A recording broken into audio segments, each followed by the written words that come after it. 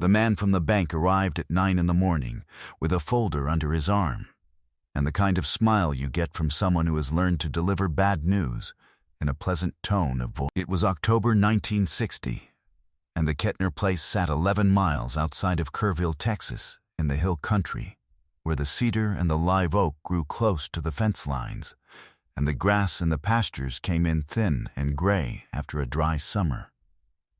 The kind of place where a family had worked the same ground for so long that the fence posts and the land had come to belong. A ranch of 280 acres, a main house with a screened porch, a barn that had been standing since 1921, and a windmill at the back of the property that turned in the October wind with a sound like a slow coin dropping over and over.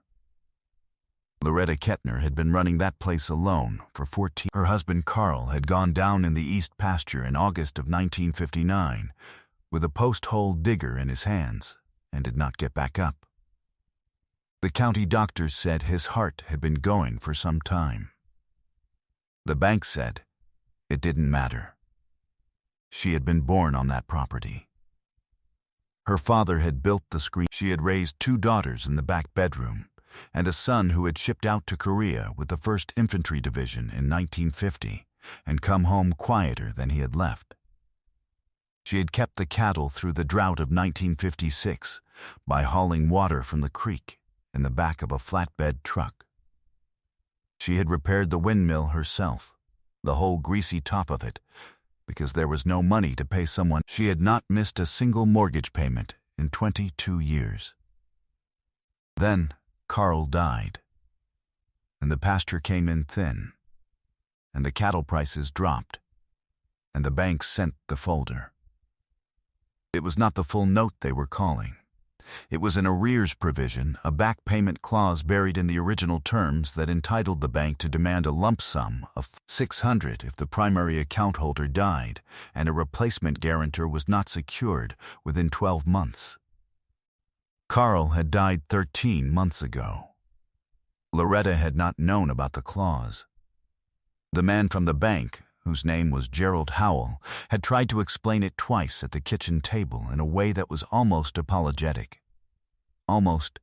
She was standing at the edge of the screened porch when the truck came. She had put on her good boots that morning, the ones Carl had bought her for their 25th anniversary, because she had been raised to meet hard things dressed properly.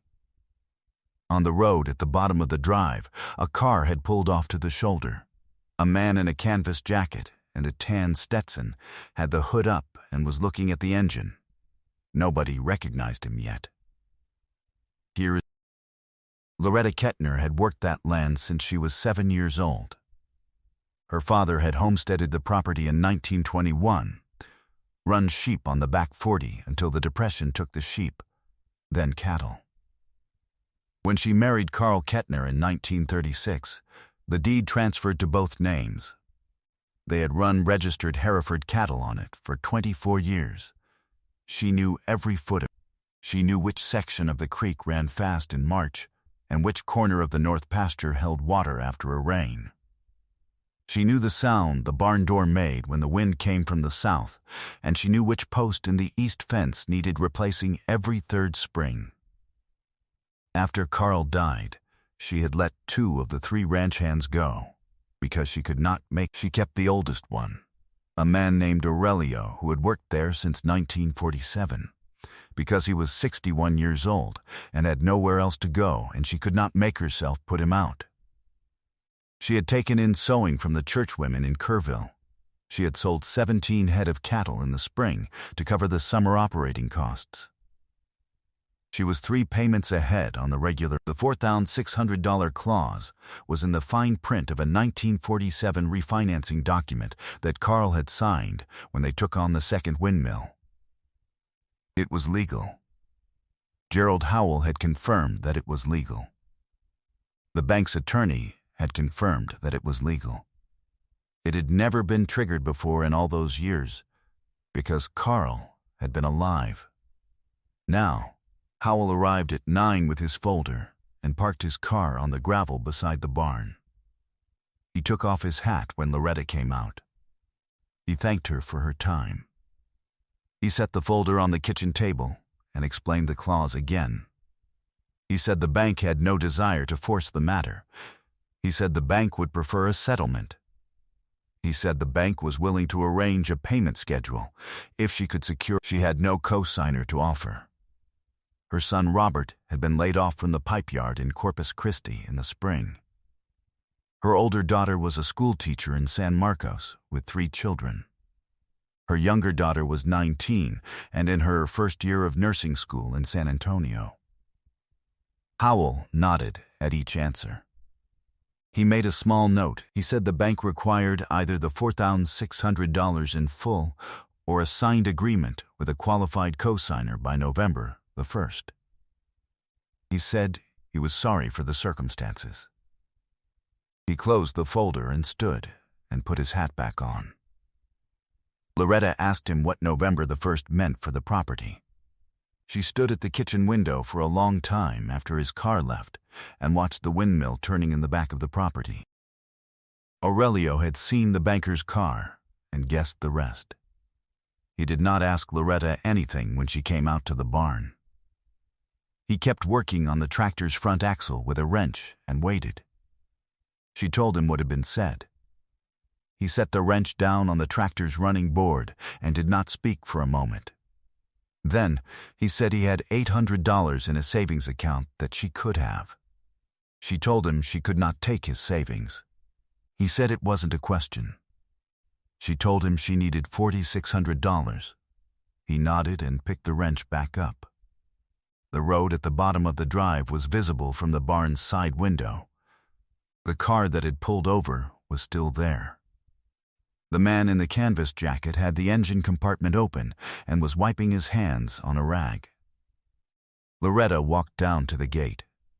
She did not know him. She asked if he needed help. He looked up from the engine and said the radiator hose had given out on him and he was waiting for his driver to come back with a replacement from town. He said he was sorry for parking at the edge of her property. She said it was no trouble. She stood there a moment. The wind came across the cedar, and she could hear the windmill turning above the tree line. He asked her if everything was all right up at the house. She did not know why she answered him. She was not a woman who spoke to strangers about her business. But there was something in the way he asked, not curious, not probing. Just the way you ask a question when you already half know the answer and are giving someone permission to say it out loud, and she told him. Not all of it. Enough. He listened. He did not say anything while she talked. He looked at the windmill turning over the roof of the barn. Then he looked at the ground. Then he looked at her. He said, "When does Howell need an answer?" She said, "November 1st. He nodded once. He said, "What is the total?" She said, $4,600. He was quiet for a moment. He looked back up at the windmill. Then he said, "I owe your county. I've been filming 40 miles from here for 6 weeks, and I haven't spent a nickel in Kerrville." He pulled a small book from his jacket pocket and wrote something in it. He tore the page out and folded it and handed it to her. She opened it. It was the name of his attorney in Los Angeles and a note in his handwriting, "Authorize full payment per Loretta Kettner's instructions. Amount not to exceed 6." She looked up. He said the extra is for whatever else comes up. Carl's pasture isn't going to fence itself. She said, "Mr. I." He said, "Ma'am, I need you to call that number today. My attorney works fast when I ask him to." He said it the way a man says something when the hard part is already decided and there is nothing left to do but the next thing. She read the note again, then it shook once, quickly, and was steady again. She said, "I don't know how to thank you." He said, "You just did. Go call him." He went back to looking at the engine. She walked back up the drive. She did not look back. She went through the screened porch and to the telephone on the kitchen wall, and she called the Los Angeles number, and the man on the other end said he was expecting the full $4,600 was wired to the First National Bank of Kerrville by 4 o'clock that afternoon. Gerald Howell called the house at 4:30 to confirm the transfer and to say that the arrears clause had been satisfied in full. Loretta did not tell him who had sent it. If you have ever watched a person stand in their own doorway and be told to leave the place they built, drop a comment below. Drop your state. I want to see how far this story reaches. She farmed the Kettner place for 19 more years. She learned the combine the same year she turned 58, because Robert finally came home from Corpus Christi, and there was enough work again to justify the machine. She ran the Hereford herd back up to 60 head by 1965. Aurelio stayed until 1971, when his knee. She set up a monthly payment from the ranch account, $400 a month for the rest of his life. He died in 1978, and she was at the funeral. Her daughter Carol, the school teacher in San Marcos, used the ranch as the place where her own 3 children spent their summers. The grandchildren learned to drive on the back pasture road. One of them, a boy named Carl, got his agricultural science degree from Texas A&M in 1981 and came back to the hill country to farm. Young Carl Kettner ran the ranch from 1982 until his mother Loretta died in 1989. He was the one who found the folded note in her Bible, in the paper she had pressed between the pages of the 23rd Psalm. He did not know the handwriting. He knew the name of the attorney. He drove to the county library in Kerrville and found the back pages of the newspaper from October 1960. There was a small item, 3 sentences about a film crew working 40 miles outside of town on a Western picture. The lead actor had taken a day off from the production. The picture was the Alamo. Young Carl Kettner he hung it in the hallway of the Kettner ranch house, on the wall beside the screened porch, where it stayed through 3 more decades of ordinary Texas mornings, the coffee dark on the stove, the windmill turning in the back pasture, the light moving through the window and across the glass and then going, the way light does, while the note remained. John Wayne never told anyone, not his co-stars on the Alamo, not in any interview he gave in the 20 years he lived after that October morning, not in any letter that was ever found.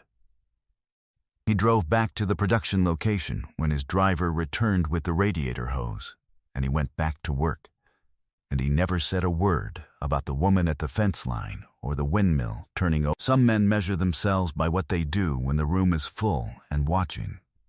Others are measured by what they do when the road is empty and nobody knows their name. He noticed people. The ones that most rooms had decided not to see. That was the whole of it.